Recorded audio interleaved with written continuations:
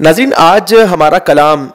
جنت کے حوالے سے ہے۔ مختلف ایپیسوڈ ہوں گے اس متعلق، اور جس میں ہم یہ جان سکیں گے کہ جنت کہاں ہے، جنت کیسی ہے، وہاں پر انسان کی زندگی گزارنے کا انداز کیسا ہوگا، وہاں رہن سہن کیسا ہے، لباس اور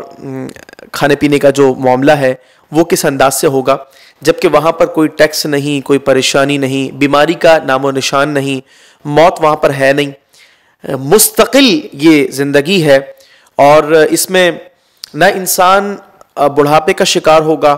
اور نہ کسی قسم کی کمزوری ہوگی، بلکہ بہت ساری عیش و عشرت جو ہے وہاں اللہ تبارک و تعالی نے رکھی ہے، کیونکہ رب کریم عز و جل کے فضل کا وہ مقام ہے جو کہ مومنین کو اللہ رب العزت اپنے فضل سے بروز قیامت عطا فرمائے گا۔ سب سے پہلے اس بات کو ذہن نشین رکھیے کہ جنت کی طلب کے متعلق رسول مکرم صلی اللہ علیہ وسلم نے خود ترغیب ارشاد فرمائی اور ہمیں اس کی طلب کا حکم دیا۔ سیدنا معاذ بن جبل رضی اللہ تعالی عنہ اس حدیث مبارکہ کے راوی ہیں جو کہ ترمذی شریف کی ہیں۔ آپ علیہ السلام کے فرمان کا خلاصہ یہ ہے کہ جنت کے دو درجات کے درمیان اتنا فاصلہ ہے جتنا زمین اور آسمان کے درمیان ہے، اور 100 درجات ہے جنت کے۔ سب سے اعلیٰ درجہ جنت الفردوس ہے جو وسط میں واقع ہے، درمیان میں واقع ہے، اللہ رب العزت کے عرش کے نیچے ہے، اور جنت کی نہریں بھی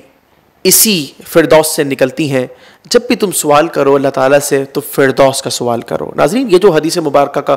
خلاصہ ہے، اس میں سب سے پہلی بات تو ہمیں یہ معلوم ہوتی ہے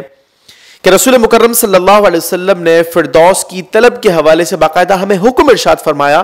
اور یقیناً ہمیں چاہیے کہ آپ علیہ السلام کے اس حکم پر عمل کریں اور اللہ تعالیٰ سے جنت الفردوس کا سوال کریں۔ اور دوسری بات یہ ہے کہ جنت الفردوس کے آپ علیہ السلام نے اوصاف بیان فرمائے کہ اللہ رب العزت کے عرش کے سائے تلے فردوس کا مقام ہے۔ جنت کے اندر 4 نہریں جو ہیں، دودھ کی ہے، شہد کی ہے، شراب طہور کی ہے اور ٹھنڈے پانی کی ہے۔ یہ چاروں نہریں بھی وہیں سے جاری ہو رہی ہیں۔ ناظرین، یہاں پر ایک میسج بھی ہمارے لیے ہے کہ جب ہم نے اپنی زبان سے آپ علیہ السلام کی تعلیمات کے مطابق فردوس کو طلب کرنا ہے تو یقیناً ہمیں ویسے ہی اعمال بھی اختیار کرنے ہوں گے۔ لہٰذا یہ سوچنا کہ ہمیں جنت طلب ہی نہیں کرنی چاہیے یا جو ہوگا دیکھا جائے گا، یہ باتیں غلط ہیں۔ آپ علیہ السلام کی تعلیم کے مطابق ہمیں